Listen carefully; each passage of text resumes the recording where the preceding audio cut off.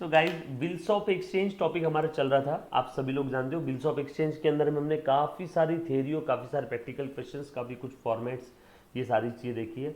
आज इसकी एक्सरसाइज हम लोग ख़त्म कर देंगे, उसके बाद बिल्स ऑफ एक्सचेंज हमारा टॉपिक ख़त्म।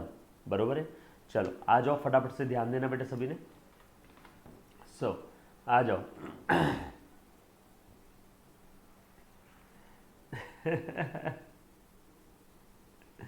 यो यस। सो ध्यान देना बेटे सभी ने। लास्ट टाइम हमने कहाँ तक, यहाँ तक देख लिया था। ABCD 4 क्वेश्चन देखे थे।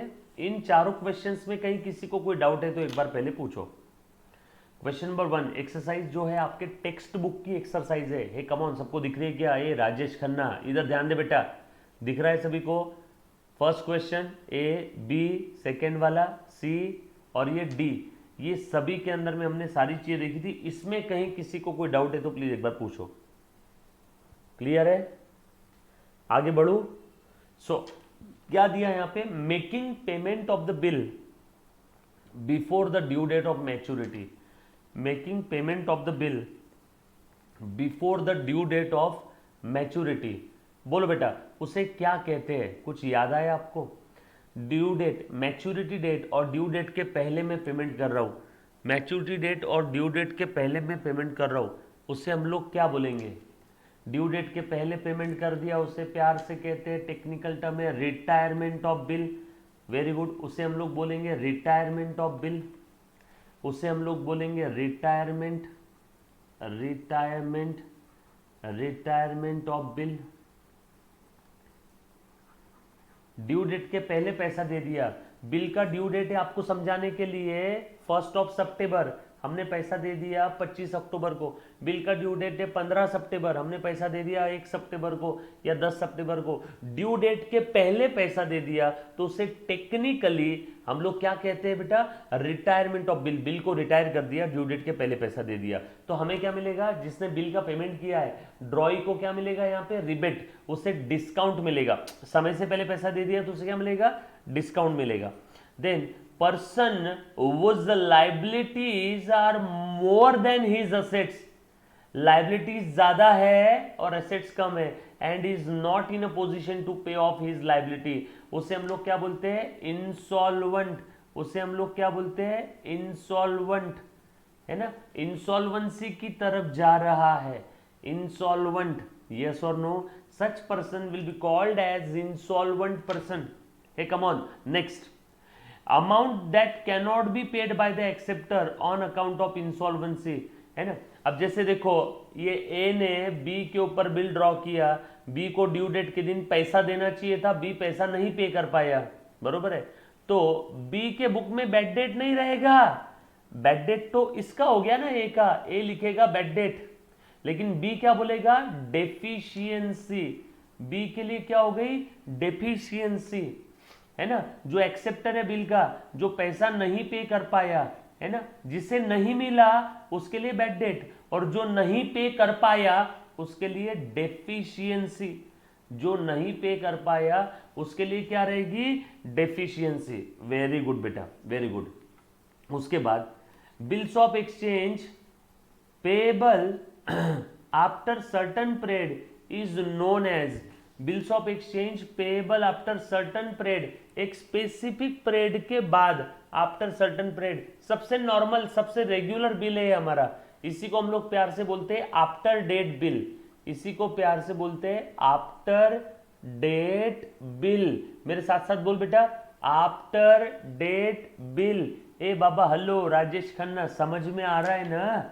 आफ्टर डेट बिल, सब लोग साथ में है? Very good. उसके बाद आगे बढ़ते बेटा। उसके बाद the bill which is drawn and accepted with valuable consideration. अगर विदाउट वैल्यूएबल कंसिडरेशन रहता, मजाक मजाक में बिल ड्रॉ कर दिया, मजाक मजाक में बिल एक्सेप्ट कर लिया, मजाक मजाक में बिल डिस्काउंट करके पैसा भी ले लिया, उसे अकोमोडेशन बिल कहते हैं, विदाउट वैल्यूएबल कंसिडरेशन। बट यहां पे विदाउट है या विथ है? विथ वैल्यूएबल कंसिडरेशन है तो उससे बोलेंगे trade bill. With valuable consideration तो उससे बोलेंगे trade bill. Hey come on, any student, any kind of doubt? Code anybody? Without valuable consideration, accommodation bill, दोनों चीजें समझ लो। With valuable consideration trade bill, clear. Next, a person who draws the bill, ओ दूध पीता बच्चा भी बोलेगा drawer. Bill whose due date is calculated from the date of acceptance is known as, उस बिल को हम लोग कौन सा बिल बोलेंगे, जिसकी डेट हम लोग from the date of acceptance बोलेंगे। बोलो बेटा, बोलो बोलो बोलो फटाफट से, उससे हम लोग कौन सा बिल बोलेंगे, आफ्टर डेट ऑफ एक्सेप्ट। अगर नॉर्मल बिल होता तो आफ्टर डेट, यहां पे after sight, after acceptance, after sight bill, after sight bill. Recording of the fact of dishonour of bill is known as, सरकारी ऑफिस में जाते हैं, किसी ने हमारे साथ गलत किया, सरकारी ऑफिस में जाऊंगा, उसके खिलाफ नोटरी पब्लिक के पास में जाके नोटराइज करवा लूंगा, उस प्रोसेस को कहते हैं नोटिंग। और उसके लिए सरकारी ऑफिसर क्या लेगा, नोटिंग चार्जेस, उस प्रोसेस को कहते हैं नोटिंग। यस और no, clear. Then when drawee accept the bill at a particular place is known as, place यहां पे कंडीशन है, यहां पे प्लेस कंडीशन है, तो इसे हम लोग बोलेंगे क्वालिफाइड एक्सेप्टेंस। कंडीशन है ना यहां पे, qualified acceptance. But qualified acceptance regarding what, qualified acceptance as to place, qualified acceptance as to place. एक पर्टिकुलर प्लेस पे भैया मैं बिल एक्सेप्ट करूंगा, या फिर एक पर्टिकुलर प्लेस पे ही मैं बिल का पेमेंट करूंगा, यस और नो, तो उसे हम लोग बोलते हैं qualified acceptance as to place. उसके बाद fees charge by bank for collection of bill on behalf of holder, बोलो बेटा इसको हम लोग क्या बोलेंगे, डिस्काउंटिंग चार्जेस। अच्छा नहीं, यहां पे fees charge by bank, bank वाले फीस चार्ज कर रहे बेटा, डिस्काउंट नहीं, बिल डिस्काउंट नहीं किया, बिल कलेक्शन के लिए, तो normal bank charges. Bill discount किया रहता तो डिस्काउंटिंग चार्जेस आता, बट यहां पे बैंक वालों ने फीस चार्ज किया तो उसे हम लोग प्यार से क्या बोलेंगे मुन्ना, ए बेटा उससे बोलेंगे बैंक चार्जेस, उसे हम लोग क्या बोलेंगे, बैंक चार्जेस।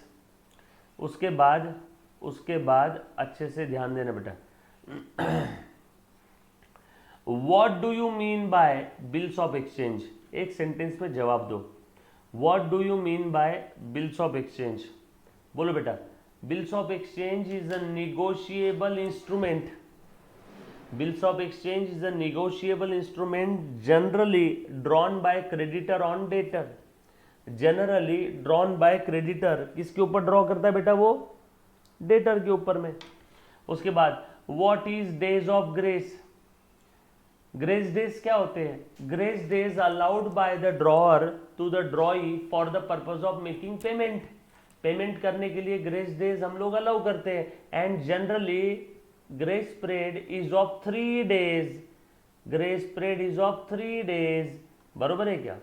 देन उसके बाद what do you mean by discounting of bill, what do you mean by discounting of bill, बोलो बेटा डिस्काउंटिंग ऑफ बिल मतलब क्या, bill discounting means to sell off the bill to the bank after some discounting charges, bank वालों को मैंने bill cell कर दिया, और बेसिकली आसान भाषा में I can say transfer of the bill receivable और transferring bill receivable to the bank, और selling bill receivable to the bank, selling bill receivable to the bank at discounted amount, at discounted amount, फिर से selling bill receivable to the bank at discounted amount, इस process को हम लोग बोलते हैं बेटा discounting of bills exchange, discounting of bills of exchange, selling the bill to the bank at discounted amount.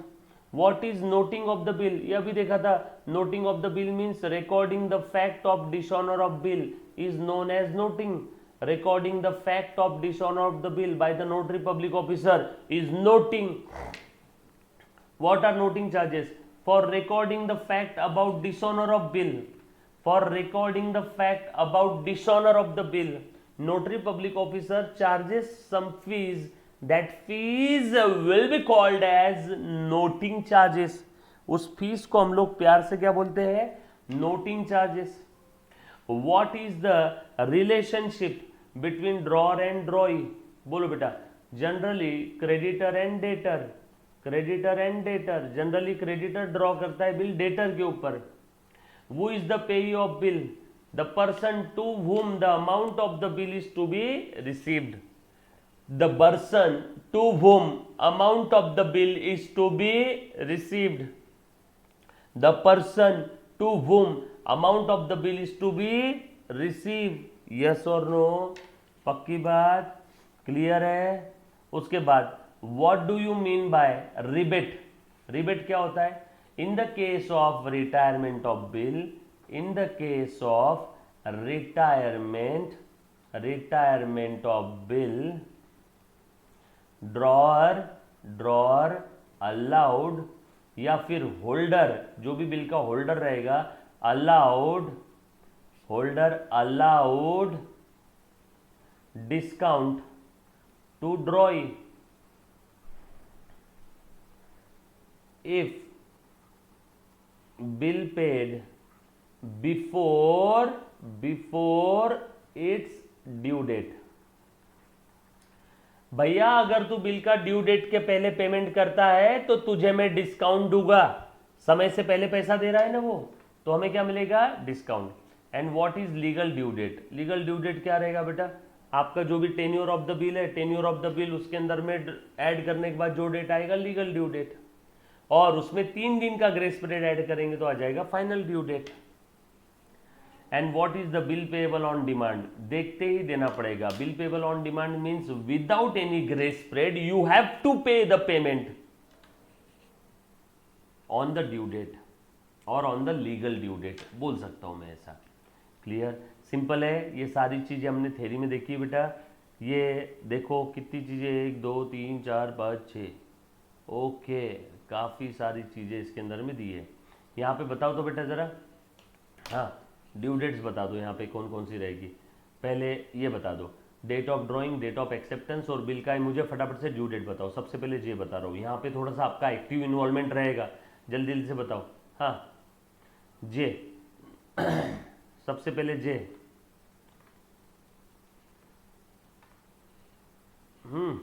बोलो बेटा, जे का सबसे पहला बोलो. डेट ऑफ ड्राइंग ये है, डेट ऑफ एक्सेप्टेंस ये है. ड्रॉ किया था 30 जनवरी को, एक्सेप्ट किया 1 फरवरी को, और यहाँ पे ड्यूरेशन है 60 डेज. तो बोलो, और बिल कौन सा है? After date. आफ्टर डेट है तो डेट ऑफ एक्सेप्टेंस से काउंट करूँ या डेट ऑफ ड्राइंग से? आफ्टर डेट है तो डेट ऑफ एक्सेप्टेंस से काउंट करूँ या डेट ऑफ ड्राइंग से? अगर यहाँ पे आफ्टर साइट होता तो डेट ऑफ एक्सेप्टेंस से काउंट करता 60 दिन, लेकिन आफ्टर डेट है तो डेट ऑफ ड्राइंग से काउंट करूंगा. ए हेलो, आफ्टर डेट है, आफ्टर डेट है तो कहां से काउंट करूंगा? डेट ऑफ ड्राइंग से, डेट ऑफ ड्राइंग से. सो यहां से 60 दिन काउंट करो. सो 30 जनवरी से आगे, बरोबर है. 30 को छोड़ दो, 31 जनवरी 1 दिन, फरवरी के 28 दिन, बरोबर है. उसके बाद मार्च के 31 दिन. देखो तो जरा क्या आ रहा है? 31 और ये 28 और ये 1 कितना हुआ? 28 और 1 29, 29 और 31 60. सो 60 डेज हो रहे 31 मार्च पे, 60 डेज हो रहे 31 मार्च पे, प्लस 3 दिन का ग्रेस पीरियड. तो कितना हो गया बेटा? 3 अप्रैल. सो ये आ गया 3 अप्रैल 2019. समझ में आया कि सभी को? जिस दिन बिल ड्रॉ या एक्सेप्ट किया उस दिन को छोड़ दो, उस दिन को छोड़ दो. वहां से आगे डेज बोला तो डेज में काउंट करना, मंथ बोला तो मंथ में काउंट करना. डेज बोला तो डेज में काउंट करना, मंथ बोला तो मंथ में काउंट करना. क्लियर? पक्का? यहां तक किसी बच्चे को कोई डाउट है तो प्लीज एक बार सबसे पहले पूछो बेटा. Any students, any kind of doubt, anybody? Your clear है? उसके बाद 17 अगस्त को ड्रॉ किया था, एक्सेप्ट किया 21 को, and 3 months after sight. After site means आपको डेट ऑफ एक्सेप्टेंस से काउंट करना है. 3 मंथ्स बोला है तो मंथ्स में जाएंगे. 21 अगस्त से 3 महीने, 21 सितंबर, 21 अक्टूबर, 21 नवंबर. और ऑन डिमांड नहीं है तो 3 दिन का ग्रेस पीरियड भी ऐड कर देंगे. 22, 23, 24, 24 नवंबर 2019. क्लियर है? पक्का? चलो आगे. चल नेक्स्ट 23 दिसंबर से 1 month after date. After date बोला है तो एक्सेप्टेंस नहीं, ड्राइंग से लेंगे. 23 दिसंबर से 23 जनवरी 24, 25, 26 जनवरी, 26 जनवरी को पब्लिक हॉलीडे है तो प्रीसीडिंग डे पिछला दिन 25 जनवरी।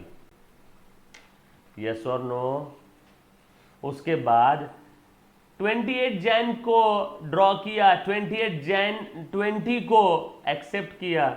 बाप रे, 1 मंथ आफ्टर डेट है, आफ्टर डेट है तो यहां से लेना डेट ऑफ ड्रॉइंग से। 28 जनवरी से 28 फरवरी, एक महीना। उसके बाद 1, 2, 3 मार्च 2019, 3 मार्च 2019। क्लियर है? कितना है बेटा? 28 जनवरी से 28 फरवरी 2019 है ना, 2019 है। कितना है बेटा? 2019 है या 20? एक बार चेक करना बेटा। है स्क्रीन पे क्या दिख रहा है यहाँ पे? 28 जैन, एक साल बाद एक्सेप्ट किया है क्या? आफ्टर डेट बिल है, आफ्टर डेट बिल है, एक बार चेक करो। 28 जनवरी से 28 फरवरी 1 मंथ हो गया, 28 जनवरी से 28 फरवरी 1 मंथ हो गया। उसके बाद में 1, 2, 3 दिन, तो 3 मार्च आ जाना चाहिए। चेक करना। एक बच्ची ने बोला 2 मार्च, 2 मार्च कैसे आएगा बेटा? आफ्टर डेट है मतलब डेट ऑफ ड्रॉइंग लेना है। अरे 2019 साल है, 2019 ये लीप ईयर नहीं है, 2019 ये लीप ईयर नहीं है, इसमें 28 का महीना है, फरवरी भी। सो 28 जनवरी से 1 मंथ आ जाएगा 28 फरवरी, बराबर है? 28 का महीना है प्लस 3 दिन का ग्रेस स्प्रेड। सो 28 फरवरी के बाद 3 दिन, बोलो 1 मार्च, 2 मार्च, 3 मार्च, 3 मार्च आना चाहिए। अगर ये 2020 होता तो बात अलग थी, फिर 2 मार्च आता। अगर ये 2020 होता तो 2 मार्च आता। अगर ये 2020 होता, ए भैया अमेय कुलकर्णी, एक बच्चा बोल रहा सर लीप ईयर है। बेटा आफ्टर डेट है तो डेट ऑफ एक्सेप्टेंस लू कि डेट ऑफ ड्रॉइंग लू? आफ्टर डेट है तो डेट ऑफ ड्रॉइंग लेना है, तो 2020 का सवाल ही पैदा नहीं होता। यस और नो?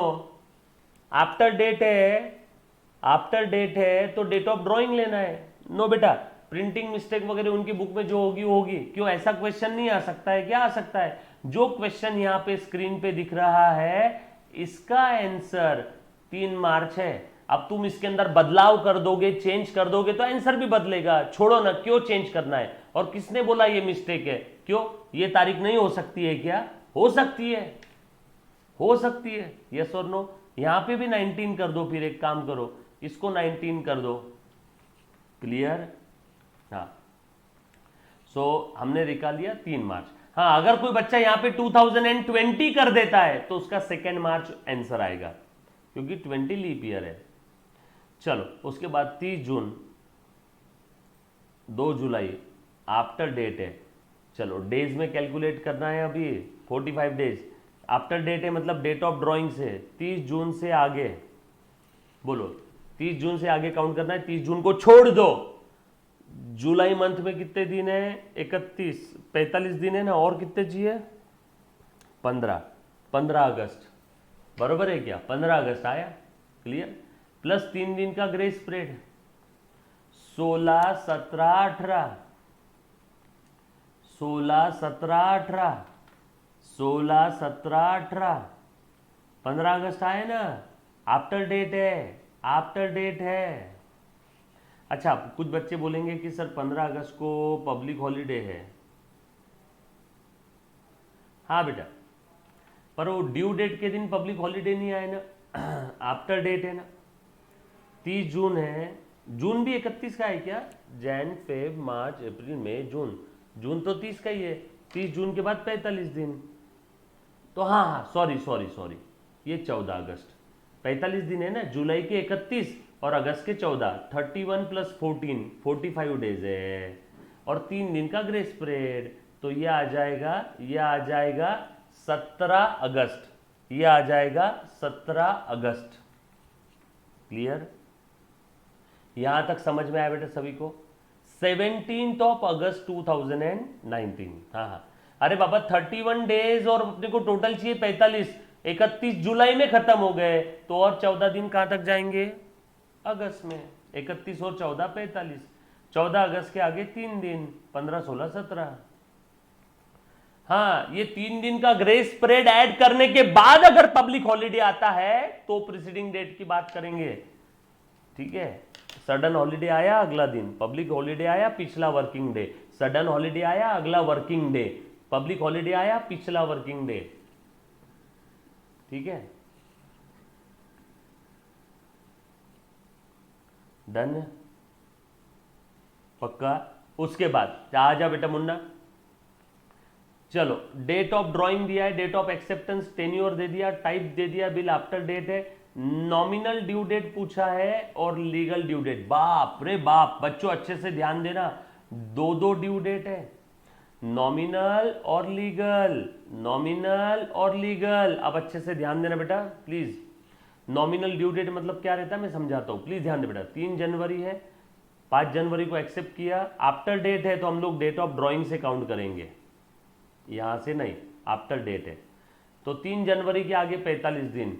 जनवरी में कितने दिन बचे? 3 जनवरी से आगे 31 जनवरी तक है, 31 में से 3 गए, जनवरी के बचे 28 दिन, टोटल चाहिए 45, तो 17 दिन आ जाएंगे फरवरी के, तो 17 फरवरी आ गई 45 दिन, 17 फरवरी आ गए 45 दिन। अब 17 फरवरी, ए मुन्ना प्लीज ध्यान देना, 3 जनवरी से आगे 45 दिन, ये आया 17 फरवरी। 17 फरवरी में ए बेटा 3 दिन का ग्रेस पीरियड, 18 19 20, 20 फरवरी, तो ये हो गया आपका लीगल ड्यू डेट। ध्यान देना, थोड़ी देर पहले मैंने लीगल ड्यू के बारे में बताया था, बट यहां पे कंफर्म कर लो उस चीज को, लीगल ड्यू डेट, और ये है नॉमिनल ड्यू डेट। ये नॉमिनल ड्यू डेट आया 17 फरवरी, लीगल ड्यू डेट आया 20 फरवरी। सर इसका मतलब नॉमिनल ड्यू डेट में 3 दिन का ग्रेस पीरियड ऐड करने के बाद आता है क्या लीगल? हाँ, क्लियर, पक्का, डन, सब लोग साथ में है। कितना आसान था, नॉमिनल 3 दिन का ग्रेस पीरियड ऐड कर दिया तो लीगल ड्यू डेट। चलो आगे, उसके बाद 9 अप्रैल है, 12 अप्रैल है, आफ्टर साइट है, ये मेरे कोई काम का नहीं है, ये काम का है। चलो 12 अप्रैल से 4 महीना, 12 अप्रैल से 12 मई, 12 जून, 12 जुलाई, 12 अगस्त, 3 दिन का ग्रेस पीरियड।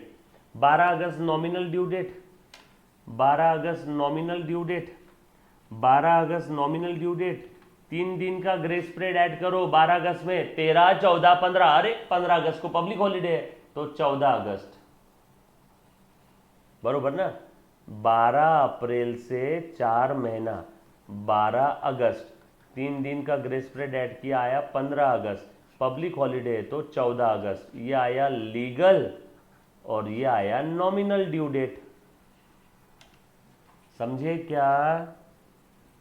12 और 14 पक्का कर पाओगे? ऐसे ही आगे के 3 दे सकता हूँ होमवर्क। 23 नवंबर आफ्टर डेट है, ये काम का नहीं है। 23 नवंबर से आगे देखो 2029 लिख दिया गधे ने।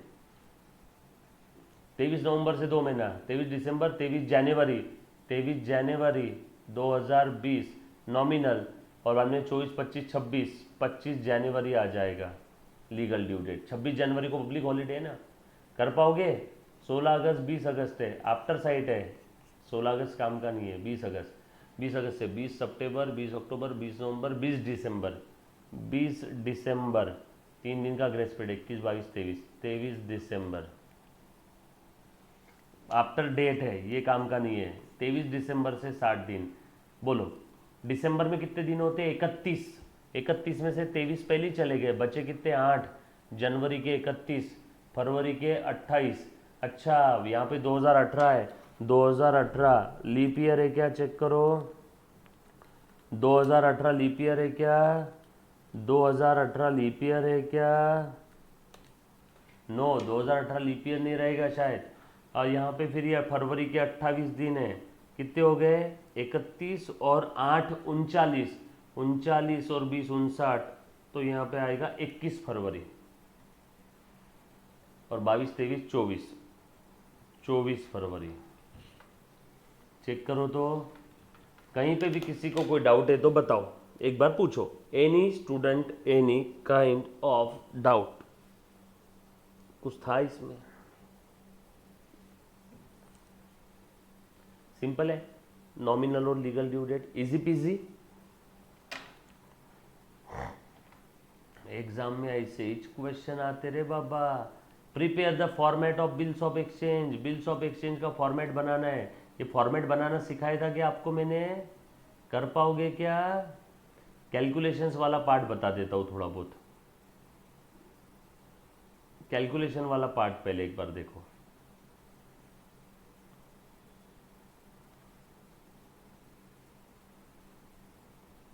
चलो देखो तो, ये पहला, ये दूसरा, ये तीसरा, ये चौथा, ये पांचवा। चल आ जाओ। गणेश ड्रॉज अ बिल, बहुत इजी कैलकुलेशन है, जो हमने बड़े बड़े क्वेश्चंस किए थे उसी के कैलकुलेशंस है। गणेश ने बिल ड्रॉ किया 40,260 का on 15th of Jain for 50 days। He discounted the bill with the Bank of India at 15% per annum on the same day। 50 दिन का बिल था, तो बताओ bank of India 15% per annum के हिसाब से 50 दिन के लिए कितने का डिस्काउंटिंग चार्जेस कट करेगी? तो बहुत सिंपल है, amount of discount, discounting charges, bill का अमाउंट। बैंक वालों को पैसा कब मिलेगा? बैंक वालों को पैसा कब मिलेगा बताओ तो? बैंक वालों को पैसा कब मिलेगा? हाँ, बैंक वालों को पैसा मिलेगा 50 दिन बाद। सो 50 दिन बाद पैसा मिलेगा, तो इनटू रेट 15% इंटू 50/365। बोल रहे बेटा कितना आ रहा है? बोलो फटाफट से बता दो बेटा।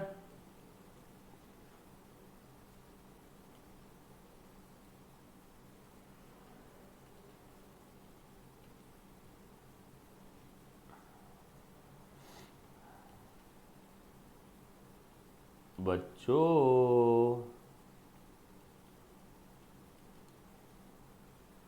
हाँ,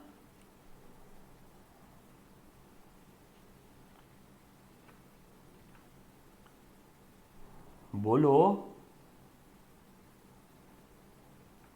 366 डे होगा, मानसी बोल रही है 366 दिन होगा। कौन सा साल है ये? ठीक है, एक आध 2 दिन का फर्क है, चलेगा आगे पीछे। हाँ बेटा चलेगा, कोई दिक्कत नहीं है। हाँ 2020 है ना, लीप ईयर है, चलो ठीक है 366 लिख दो। एक दिन का आगे पीछे 2 रुपए का फर्क पड़ेगा, 2 रुपए का फर्क रहेगा। बोलो कितना आया आंसर आपका? 40,260 इंटू 15% इंटू 50/825, दैट्स इट। ये रहा आपका answer. Shefali traders drew a bill on Maya for 30,000 on 1st October payable after 3 months। Calculate the amount of discount in the following case. Shefali trader discounted the bill on the same day. Same day उसने discount कर दिया bank में जाके, तो पूरा 3 महीने बाद bank को पैसा मिलेगा। तो 30,000 इंटू रेट क्या है 12% इंटू 3 बता बेटा 12। मंथ में कैलकुलेशन है ना, तो डिवाइड बाय 12 रहेगा। डेज में कैलकुलेशन होगा तो ऊपर भी डेज नीचे भी डेज, ऊपर भी डेज 50 डेज नीचे भी डेज। मंथ में कैलकुलेशन है 3 मंथ है, तो ऊपर भी मंथ नीचे भी मंथ। ये आया आंसर, जो भी आ रहा है, जो भी अमाउंट आएगा। उसके बाद शेफाली ट्रेडर ने बिल डिस्काउंट किया 1 नवंबर को। बिल कब था? 1 अक्टूबर को। 1 नवंबर को डिस्काउंट किया, तो 2 महीने कम कर दो। सो 30,000 इंटू 12% इंटू 1 अक्टूबर को डिस्काउंट किया रहता तो पूरा 3 महीने बाद पैसा मिलता बैंक को। 1 नवंबर को डिस्काउंट किया तो बैंक को पैसा मिलेगा अब 2 महीने बाद, तो इंटू 2/12, ऊपर इंटू 3/12 था। ये आ जाएगा आंसर। 1 दिसंबर को किया तो 30,000 इंटू 12% इंटू 1/12, 1 महीने बाद ही मिल जाएगा। यस और नो? 3 महीने का बिल था, 1 महीने बाद डिस्काउंट करवाया तो 2 ही महीने बचे। 2 महीने बाद डिस्काउंट करवाया 1 अक्टूबर से 1 दिसंबर, यानी 2 महीने बाद करवाए ना, 1 नवंबर 1 दिसंबर, तो 1 महीने बाद बैंक को पैसा मिल जाएगा। बिल का ड्यूरेशन है समझ लो 3 महीना, 1 2 3। इस डेट में डिस्काउंट करवाए तो बैंक को 3 महीने इंतजार करना पड़ेगा, तो बैंक ने 3 महीने के हिसाब से डिस्काउंटिंग चार्जेस लिए। इस डेट को डिस्काउंट करवाया 1 नवंबर को, ये क्या है 1 अक्टूबर, ये है 1 नवंबर और ये है 1 दिसंबर। इस डेट को डिस्काउंट करवाया 1 नवंबर को, तो बैंक को 2 महीने इंतजार करना पड़ेगा, और इस डेट को डिस्काउंट करवाए तो बैंक को 1 महीना इंतजार करना पड़ेगा। नवंबर में डिस्काउंट करवाए तो 2 महीने हैं। सिंपल है, पक्का, डन। 900, 600, जो भी आ रहा है यहाँ पे आपका 300। सिंपल है, पक्का पक्का, डन। वैसे Veena who had accepted a Sudha's bill for 28,000 was declared bankrupt and only 35 पैसे in a rupee could be recovered. तो calculate the amount of bad debt. 35 पैसा रिकवर हुआ 1 रुपए में, 35, तो कितना डूबा 65, तो 65% डूब गया। सो 28,000 का 65%, 28,000 का 65%, जो भी आ रहा है 28,000 इंटू 65%। डायरेक्ट अगर निकालते नहीं आता है तो 28,000 का 60% लो और 5% लो, बरोबर है क्या? ऐसा भी करके निकाल सकते हैं। कितना है बेटा उसका अमाउंट, बोलो पट्टे पट्टे। हाँ निकालो ना 28,000 का 65%। सर नहीं आ रहा, 28,000 का 65% डायरेक्ट नहीं आता, तो एक काम करो 60% निकालो, 30 निकालो या 50 निकाल लो, 50% निकालो पहले, बस 50% निकालो। 28,000 का 50% 14,000, 28,000 का 10% निकालो 2,800, और कितना चाहिए 65% करने के लिए? 50 और 10 60 हो गया, और 5%, 10% का आधा, 2,800 का आधा 1,400, तो 14 और 2 16,000, एक 17,000, 18,200।